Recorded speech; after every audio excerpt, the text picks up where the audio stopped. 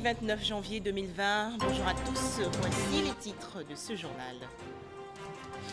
En Côte d'Ivoire, Alassane Ouattara, félicité par le roi de l'Indénié. Sa Majesté Nana Bouakwasi III a échangé hier avec le président de la République au palais présidentiel dans la commune du Plateau. Le roi de l'Indénié a exprimé sa satisfaction devant les actions de développement entreprises ces dernières années par le chef de l'État.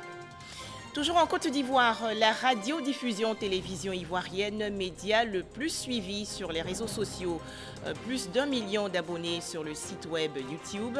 La RTI a reçu récemment le prix Or, une distinction attribuée par la société Google, administrateur de YouTube. Enfin, 39 morts dans la récente attaque contre le village de Silgadji, dans la région nord du Burkina Faso. Dernier bilan établi par les autorités burkinabées. Direction tout de suite le palais présidentiel dans la commune du Plateau. Un conseil des ministres s'est tenu aujourd'hui. Réunion gouvernementale dirigée par le président de la République, Alassane Ouattara. Nous allons parler largement de ce sujet dans nos prochaines éditions. Autre activité du président de la République de Côte d'Ivoire, Alassane Ouattara a accordé hier au Petit Palais une audience au roi de l'Indénié, Sa Majesté Nana Bouakwasi III. Le roi de l'Indénié s'est dit satisfait des actions de développement entreprises ces dernières années par le chef de l'État Alassane Ouattara. Nana Bouakwasi III a ainsi félicité le président de la République. C'est un reportage de Awa Touré. Le roi de l'Indénié, Nana Bouakwasi III, accompagné des chefs de canton, des membres de sa cour, au palais présidentiel pour adresser ses félicitations au président de la République, Alassane Ouattara, pour ses grandes réalisations et surtout ses actions en faveur de l'amélioration des conditions de vie des Ivoiriens. Nana Bouakwasi III a par ailleurs exprimé au chef de l'État la reconnaissance des populations de l'Indénié et de tout l'Est de la Côte d'Ivoire avant de se réjouir du regain de vitalité que connaît le pays. Au cours de cette audience, Nana Bouakwasi III a tenu à remercier le chef de l'État, à le féliciter pour la bonne conduite des affaires de l'État, pour le développement et la paix que la Côte d'Ivoire enregistre. Sa Majesté a tenu à exprimer sa fierté au chef de l'État en raison du succès que le chef de l'État remporte à la tête du pays. Il s'est réjoui de ce que, à la tête du pays, tout le pays est en développement. Et le peuple de l'Indénié, tout l'Est de la Côte d'Ivoire, comme l'ensemble du pays, connaît un regain de dynamisme en raison des infrastructures et de la croissance. Il a tenu à remercier le chef de l'État pour le choix qu'il a porté sur des hauts cadres du Zanzan, du Gablin, de l'Indénié, du Sud Komoué, qui, aux côtés du chef de l'État, font un travail remarquable.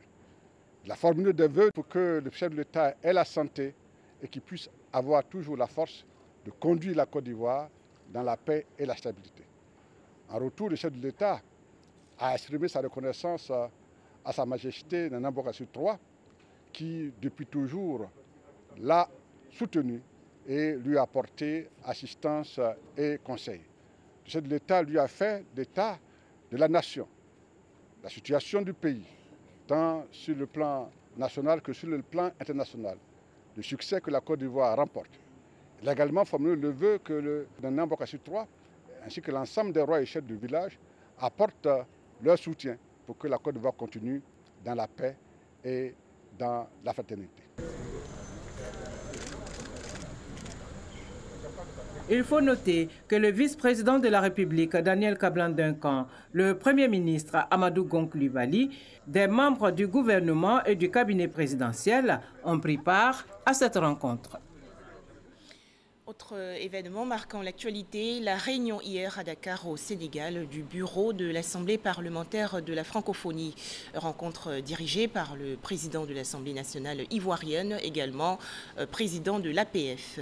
Les travaux ont porté sur l'enregistrement des enfants à l'état civil. Les précisions de Mahama Traoré. Dans l'espace francophone, des millions d'enfants ne sont pas encore déclarés à l'état civil. Pour les parlementaires de la zone, il est grand temps de mettre un terme à ce phénomène. La question est même au cœur de la réunion du bureau de l'Assemblée parlementaire de la francophonie, APF, ouverte ce mardi à Dakar, au Sénégal. La Côte d'Ivoire fait de gros efforts pour que tous les enfants soient déclarés dans les 3 mois qui suivent leur naissance. Il y a déjà eu la loi pour les enfants apatrides, comme on les appelle sur le plan de la loi. Cette loi a été déjà votée. C'est l'application qu'il faut accélérer. On attend quand même que l'APF se prononce là-dessus, comme d'ailleurs elle a toujours fait, pour que ce problème soit quand même dépassé, qu'il soit derrière nous. Parce qu'on ne peut pas être né sans identité. L'identité est plus qu'importante pour un individu. Outre la déclaration des enfants à l'état civil, bien d'autres sujets sont à l'ordre du jour de cette réunion du bureau de l'APF, notamment la modernisation des statuts de l'institution, le réchauffement climatique ou encore la réponse à apporter aux défis sécuritaires dans le Sahel. Au regard de tels enjeux, l'institution a un rôle de premier plan à jouer, selon son président, Amadou Soumaoro. À l'heure où les institutions internationales sont malmenées, voire remises en cause, il est important de montrer que l'APF est une institution agile, réactive et transparente. Si notre action politique s'inscrit au service du progrès humain et du dynamisme de l'espace francophone, nous aurons une attention particulière pour la jeunesse. C'est pourquoi je propose que la feuille de route qui sera la nôtre ait comme objectif premier d'apporter les conditions nécessaires à l'épanouissement et à l'émancipation de la jeunesse. La francophonie célèbre cette année son cinquantenaire. Les festivités se tiendront en mars au Niger avant la tenue de la 46e session de l'APF prévue en juillet à Rabat au Maroc. En Côte d'Ivoire, une cérémonie de distinction organisée dans les locaux de la Grande Chancellerie dans la commune de Cocody. En effet, Mohamed Karim Mounir, le président du groupe Banque Centrale Populaire du Maroc, a été élevé au grade de commandeur de l'Ordre national. Cette élévation traduit la reconnaissance de la nation ivoirienne tout entière. On fait le point avec Sidonie Davila. Avec son groupe, la Côte d'Ivoire a obtenu de 2012 à 2019 plus de 800 milliards de francs CFA d'investissement, des projets de développement dans divers secteurs. Mohamed Karim Mounir est le président directeur général de la Banque Centrale Populaire, BCP, également président du groupe Atlantic Bank. Reconnue pour ses compétences professionnelles et ses qualités humaines, la nation ivoirienne, par le ministre de l'Économie et des Finances, lui a décerné la médaille de commandeur de l'Ordre national. Je suis très heureux de me retrouver parmi vous aujourd'hui pour cette cérémonie de distinction qui traduit avant tout toute la profondeur des relations historiques et fraternelles entre la République de Côte d'Ivoire et le Royaume du Maroc, voulu et entretenu par son Excellence le président Alassane Ouattara et par Sa Majesté le roi Mohamed VI. Je suis également très honoré en tant que président du groupe Banque Centrale Populaire, à titre personnel par cette marque de reconnaissance émanant de la plus haute autorité de la Côte d'Ivoire. À travers la décoration de Mohamed Karim Mounir, c'est toute la famille de l'économie qui est honorée. Cette distinction fait la fierté de son pays d'origine, le Royaume du Maroc, et la Côte d'Ivoire, son pays d'accueil.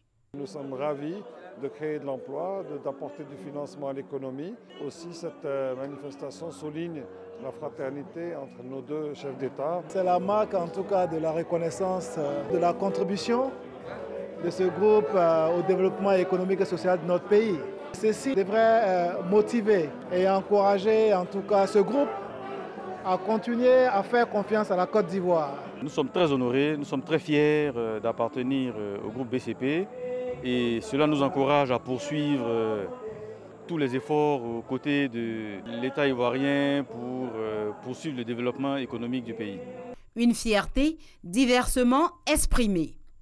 Personnalités politiques et économiques, familles, Amis et connaissances de Mounir Karim ont été tous témoins de cette distinction qui marque l'excellence des relations entre deux États, la Côte d'Ivoire et le Royaume du Maroc.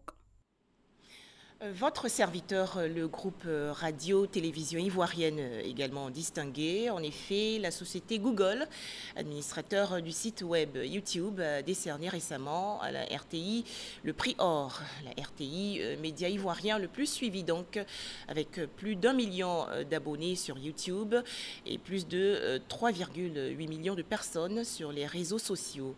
Pour en parler, Franck Quadio.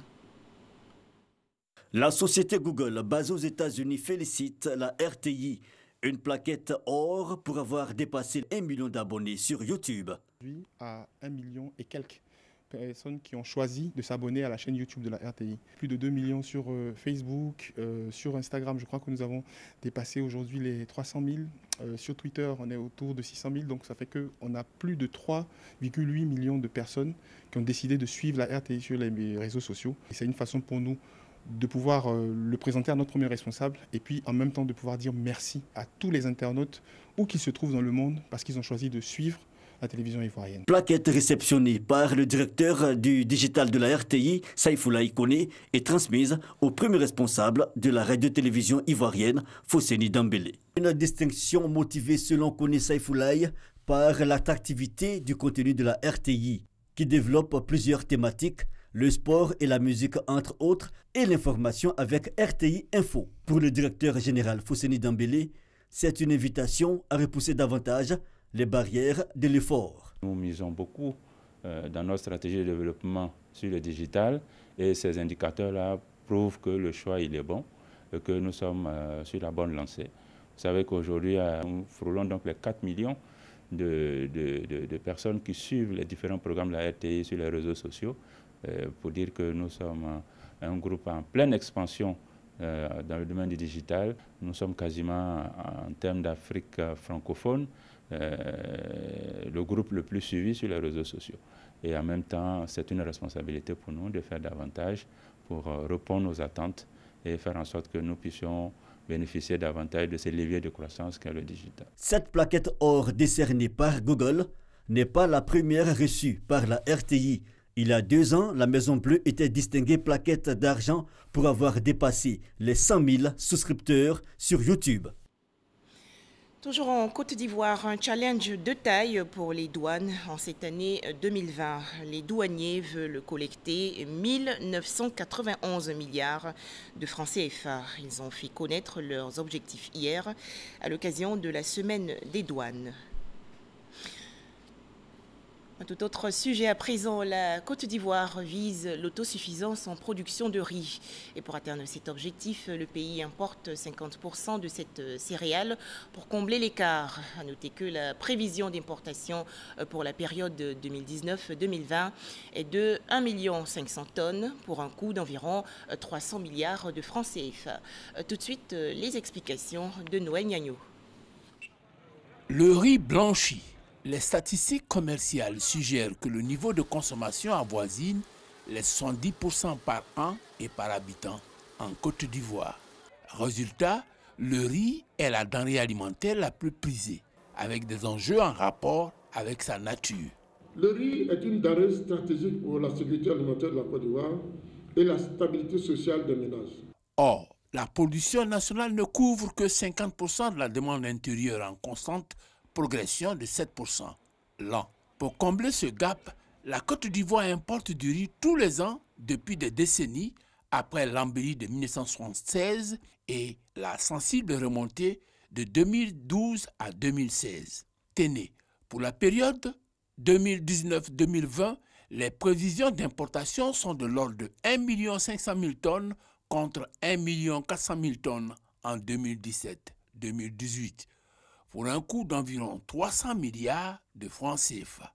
Seulement voilà, selon les experts en riz, l'Asie, la mer nourricière ne sera plus capable de satisfaire la demande mondiale d'ici à 2030. Une situation révélée par le ministre en charge du riz lors de sa passation de charge.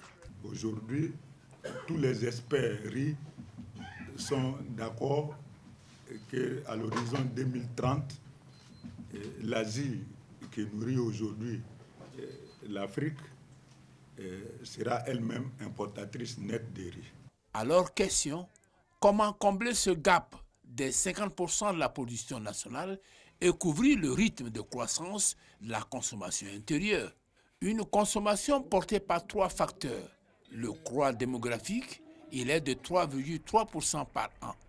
L'urbanisation galopante. Un Ivoirien sur 2 est citadin contre 1 sur 3 au lendemain des indépendances. Dernier élément, le changement de régime alimentaire. Il faut donc se donner les moyens de produire beaucoup et mieux pour assurer l'autosuffisance en riz des Ivoiriens. Cela pour tenir compte des enjeux de la sécurité alimentaire et la stabilité sociale des ménages. Une interrogation s'impose donc. Est-ce réaliste de croire que la Côte d'Ivoire peut être autosuffisante en riz? On peut être autosuffisant en riz. Il faut la volonté manifeste de l'État. Aujourd'hui, c'est vrai, nous avons des formations au niveau de la production. Mais il faut qu'il y ait 3 chaînes de valeur au niveau du riz, c'est-à-dire la production, la transformation et la commercialisation.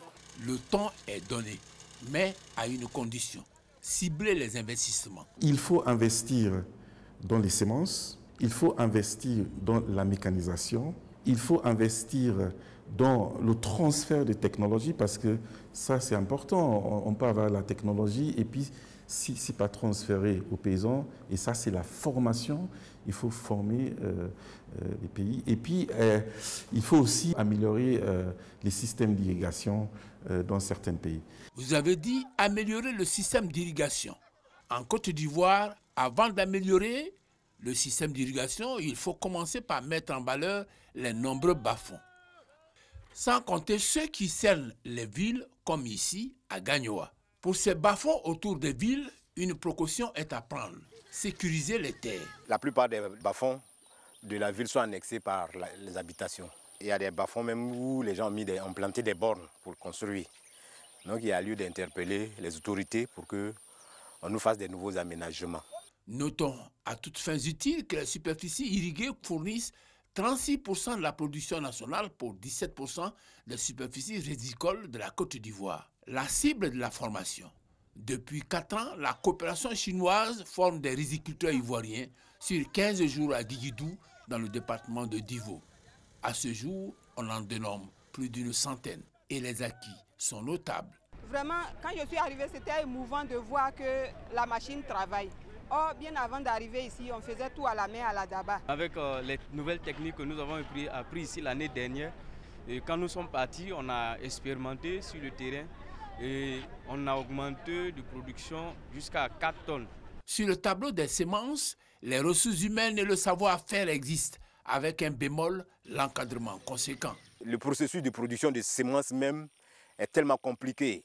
Quand tu veux même t'y mettre, l'administration, c'est pas facile. Les contrôleurs semenciers qui vont venir pour approuver ta semence, par exemple, qui quittent jusqu'à Abidjan.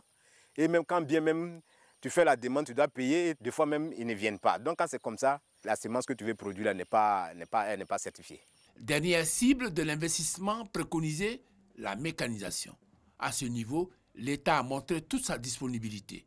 C'était à l'occasion du Sahara 2019, par la remise de tracteurs.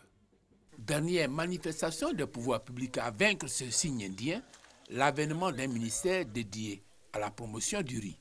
Dans la même veine, l'Office national du développement de la riziculture, ONDR, est devenu une agence pour répondre avec diligence aux préoccupations des acteurs de la filière. Tout cela pour traduire en acte l'adage « qui veut aller loin, ménage sa monture ». Poursuivons avec cette réunion dans la commune d'Abobo des membres du conseil municipal. À noter quelques points positifs, notamment la réalisation de plusieurs projets sociaux, la construction d'écoles, de commissariats et le reprofilage d'environ 20 km de route. Le point dans ce reportage de Didier Nguessan. Le maire d'Abobo, Ahmed Bakayoko, ses adjoints et conseillers tiennent le premier conseil municipal de l'année 2020. Objectif, établir le bilan de 2019 et annoncer les chantiers pour la nouvelle année budgétaire. Tour à tour, les commissions se succèdent au pupitre pour présenter leur rapport. Selon Mekuo Dosso, administrateur principal des services financiers, en 2019, la mairie d'Abobo enregistre pour l'ensemble des recettes plus de 3 925 millions de francs CFA. Les dépenses sont estimées à plus d'1 511 millions de francs, soit un solde positif de 2 413 millions de francs CFA. Quant au budget primitif 2020, il est équilibré en recettes et dépenses à 4 382 257 000 francs CFA, en hausse de 6,20% par rapport à 2019. De quoi rendre fier le premier magistrat de la commune qui annonce d'importants projets pour 2020. Nous allons aider les retraités, les diabétiques, etc. Et puis nous allons engager aussi une politique de sport pour qu'il y ait des endroits où l'ensemble des populations avec des moniteurs puissent venir faire le sport. J'ai déjà passé en Chine une commande de près de 15 000 parasols qui seront aux armoiries aux couleurs d'Abobo. Et les femmes auront une couleur de parasol et en harmonie visuelle, ce sera beau. Le Premier ministre l'a dit, le Président a donné son accord pour qu'en 2020 soient lancés les travaux d'un grand échangeur ici à Abobo. Pour garder le cap, les conseillers municipaux recommandent le recensement de tous les contribuables de la commune et le recrutement de 75 agents municipaux. Dans l'actualité nationale également, cette tournée du ministre de la Sécurité et de la Protection civile. Le général Vagondo Diomandé a rencontré ces éléments dans les régions nord et centre du pays. C'était une visite pour s'enquérir de leurs conditions de travail. Abou Sanogo. C'est au poste de contrôle de l'Aliraba dans le département de Ouangolodougou au nord de la Côte d'Ivoire, à la frontière avec le Burkina Faso, que le ministre de la Sécurité et de la Protection civile, Vagondo Diomandé, a démarré sa visite de terrain. Il s'agit pour lui de s'imprégner des conditions de travail de ces hommes. À ce poste frontière qui enregistre un flux migratoire important vers la Côte d'Ivoire, Vagondo Diomandé a suivi avec attention tout le processus de contrôle. Ici, les voyageurs sont soumis à des contrôles de douane, de police et de gendarmerie nationale, de même que les cars. L'enjeu se résume à la facilitation des formalités administratives de traversée de la frontière entre la Côte d'Ivoire et le Burkina Faso. Après l'Ali-Rabat, le cap est mis sur Ouangolodougou. Le ministre Vagondo Diomandé, pour encourager ces hommes dans leur mission de sécurisation, leur a offert un véhicule flambant neuf pour améliorer leur mobilité. Ferkessedougou, autre étape de la tournée où Vagondo Diomandé a eu une séance de travail avec respectivement les fonctionnaires de police et les pompiers civils. C'est Bouaké qui a constitué la dernière étape de la tournée du ministre de la Sécurité et de la Protection civile. J'ai pu toucher du doigt les réalités que nos hommes vivent sur le terrain. J'ai pu partager avec eux des moments de complicité. Cela inspirera mon action à la tête de ce département que le président de la République a voulu créer pour s'occuper spécifiquement des questions de sécurité. L'année 2020 est une année de la plus grande importance pour notre pays.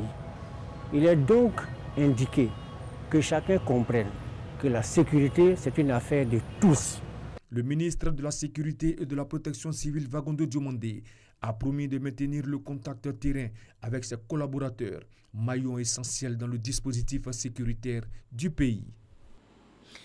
Bouaké, dans la région centre du pays, la demande de mise en liberté provisoire rejetée pour Jacques Mangwa.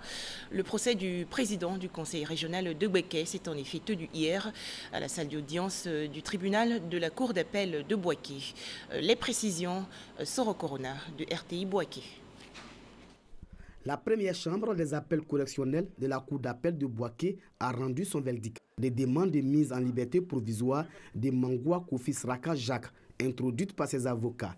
Décision rendue après 2 heures de débat. Quand on a attendu dans une salle pendant 1 heure de temps que la cour revienne, au fur et à mesure que le temps s'érenait, on prenait confiance, on avait l'assurance qu'il allait pouvoir entrer en famille. Et quand la cour vient nous dire que la liberté est rejetée, naturellement, on est frappé par une désillusion, par une déception. L'argument principal de la Cour, c'est que le procès va revenir bientôt et donc qu'il convient de le maintenir en détention pour 2 choses. Pour qu'il ne s'échappe pas, la Côte d'Ivoire. Le deuxième argument, c'est qu'il faut éviter la subordination éventuelle de témoins et la déperdition des preuves. Les avocats attendent le procès en appel pour connaître le fond du dossier afin de convaincre les juges de la deuxième chambre des appels correctionnels. Mangwa Kofi Sraka Jacques a été condamné le jeudi 3 octobre 2019 à 5 ans d'emprisonnement ferme, 5 ans de privation de ses droits civiques et 5 millions de francs CFA d'amende. Une condamnation dans l'affaire de détention illégale de 991 munitions d'armes de guerre, 49 munitions de fusils de type calibre 12 et 40 machettes. Direction Ferkessédougou, dans la région nord du pays. L'opération dénommée Un Ivoirien, une carte nationale d'identité a été lancée il y a quelques jours. Objectif, permettre aux populations de disposer de pièces administratives. Kader Sogodogo de RTI Bouaké.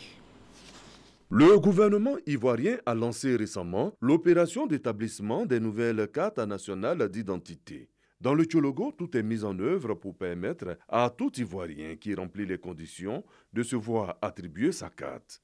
Pour bien faire les choses, l'opération Un Ivoirien, une CNI est lancée. Le ministre des Affaires présidentielles, Téné Birahima Ouattara, par ailleurs président du conseil régional du Tchologo, présent à la cérémonie de lancement, invite la population de Ouangolo-Dougou, de Ferkessédougou et de Kong à s'approprier l'opération Un Ivoirien, une CNI. Pour réussir l'opération, des jeunes ont été formés. Ils ont également reçu du matériel roulant et informatique.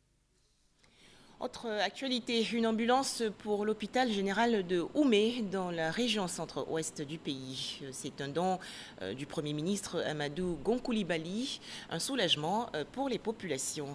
Elles sont au micro de Eugène Atoubé. La promesse avait été faite aux populations par le Premier ministre Amadou Gon Coulibaly lors de l'hommage des populations de la région du Gor au président de la République Alassane Ouattara. Aujourd'hui, une ambulance médicalisée neuve et rutulante vient ajouter au plateau technique de l'hôpital général d'Oumé. Aimé Zébeyou, secrétaire d'État auprès du garde des Sceaux, chargé des droits de l'homme, l'a officiellement remise aux autorités sanitaires d'Oumé au nom du Premier ministre Amadou Gon Coulibaly. Acte qu'elle inscrit dans la droite ligne de la vision du président de la République Alassane Ouattara. Le préfet du département d'Oumé me dit que ça fait 1 an que cette population souffre du manque d'une ambulance. Avec l'ambulance, je pense que des solutions vont être trouvées pour la santé des populations. Ça traduit l'esprit du gouvernement en ce qui concerne le droit à la santé. L'acquisition de l'ambulance médicalisée neuve de l'hôpital général d'Oumé apporte du baume au cœur des populations de cette localité qui reste encore marquée par cette période où leur établissement sanitaire était dans l'incapacité de mener des évacuations faute d'ambulance. La députée Touré Aya Virginie prend l'engagement au nom des élus et cadres d'Oumé que la nouvelle ambulance fera l'objet d'un entretien méticuleux. Cela d'autant que, rappelle la députée, une ambulance offerte en 2011 par la première dame Dominique Ouattara et une seconde en 2016 dans le cadre du programme présidentiel d'urgence PPU meuble encore le décor de l'hôpital général d'Oumé. Toujours au chapitre santé, l'inauguration d'un établissement sanitaire moderne et entièrement équipé au quartier Djessouloubo à Soubré, dans le sud-ouest du pays. C'est un investissement de plus de 100 millions de francs CFA. L'actualité au Burkina Faso, l'attaque contre le village de Silgadji dans le Soum, dans la région nord du pays, est perpétrée le 25 janvier dernier, a fait 39 morts. C'est le dernier bilan dressé par les autorités burkinabées. Enfin, un document d'environ 80 pages pour ramener la paix au Proche-Orient entre Israéliens et Palestiniens. Le président américain Donald Trump a dévoilé hier son plan de paix fondé sur une solution à 2 États dans lequel il accorde à l'État hébreu nombre de concessions, parmi lesquelles la reconnaissance de Jérusalem comme capitale indivisible de Israël. De son côté, la Palestine se dit unie pour rejeter cet accord de paix. Merci de nous avoir suivis.